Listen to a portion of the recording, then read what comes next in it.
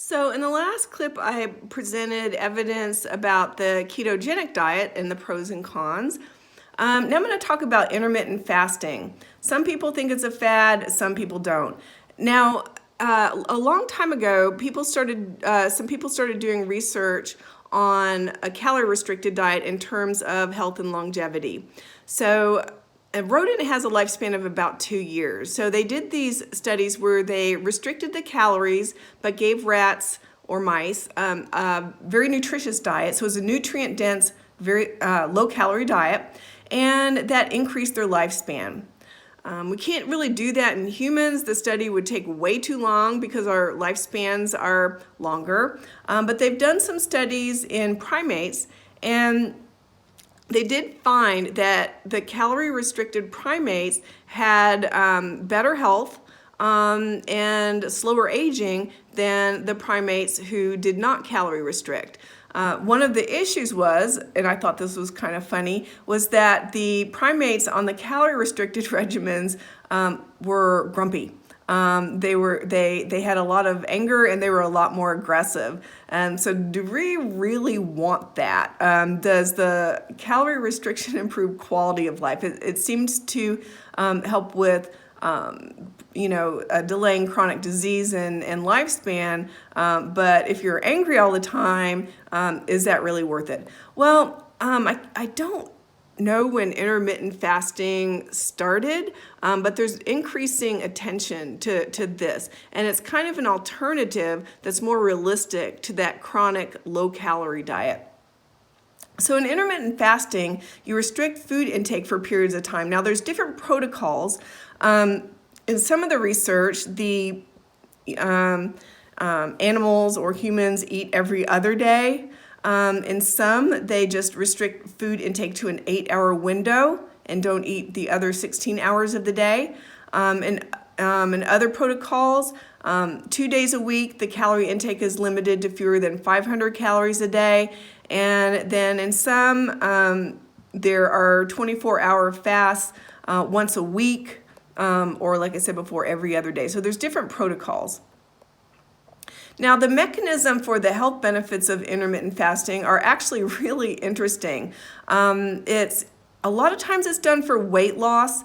There does seem to be a lower calorie intake when you restrict your intake for an 8-hour period of the day. I think there was a study done where the people did intermittent fasting versus just a lower calorie diet, and the people on intermittent fasting lost 3 to 8% more body weight.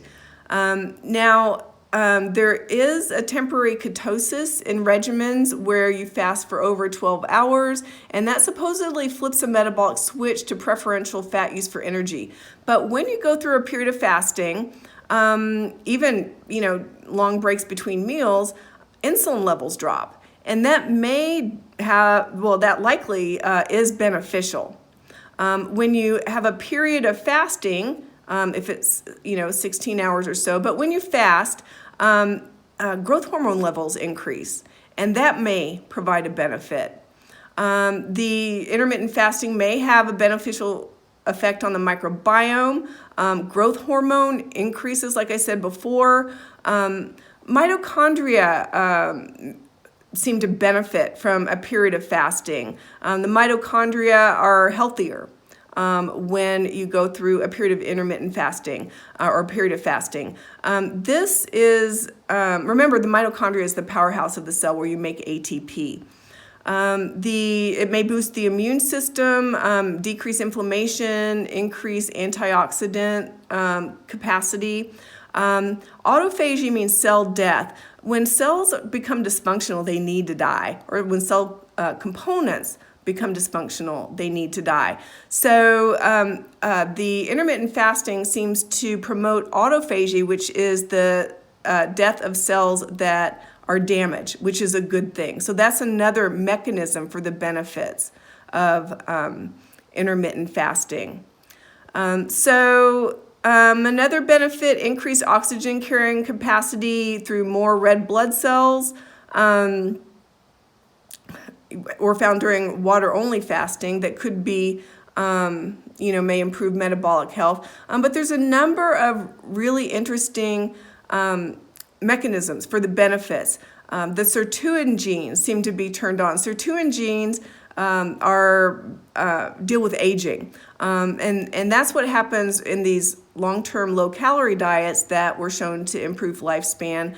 But the sirtuin genes are also turned on with intermittent fasting. So there are some real scientific mechanisms for the benefits of intermittent fasting. So there is evidence that intermittent fasting may be beneficial for weight loss, but there's not enough evidence to say it's better than any other weight loss approach. It does increase insulin sensitivity and lower insulin levels, so blood sugar levels tend to improve. Although if you have diabetes, especially type 1 diabetes, you have to be really careful and adjust medications, or you could go into a dangerous low blood sugar situation. So the risk, like I said, hypoglycemia or low blood sugar, okay, especially if you're on insulin-lowering medications like insulin injections or sulfonylureas, which are commonly prescribed. So it does, if you decide to start intermittent fasting and you have diabetes, you do have to have medical supervision for adjustment in medication. Dehydration is a risk if inadequate fluids are consumed. And then people have told me that they've dealt with this issue. Hunger that could lead to food preoccupation and binging does occur in some people. Women seem to be more prone than men to binging and food preoccupation during periods of fasting. And people have told me that they tried intermittent fasting, but when they finally got their window of eating, they binged. So it would not be appropriate for people who are susceptible to binging. The long-term consequences, we have not had enough time to get long-term data to indicate the pros and cons of intermittent fasting. And it is contraindicated for women who are pregnant, breastfeeding, because we don't, if the fast is along in a period where ketones build up, that could have a harmful effect on the developing fetus. People with eating disorders really should not attempt intermittent fasting. Young kids, older adults, and people with compromised immune systems. So in summary, there's inadequate long-term evidence to be confident about the risks and benefits of keto and intermittent fasting, but I'm keeping an open mind on these. Unlike the carnivore diet, which seems to be getting a little bit of attention, where you consume only meat, I'm having a hard time keeping my mind open about that one. I haven't seen any scientific evidence, just theory on the internet. People with diabetes should be medically supervised if they try one of these diets. Long-term sustainability of restrictive diets is, questionable. And as always, consider the individual when you're promoting any one type of dietary approach. Chronic dieters usually don't do well with these restrictive types of regimens. So the bottom line, are these diets that can be sustained long-term? That's the most common criticism, and I didn't finish the slide, of the ketogenic diet and intermittent fasting.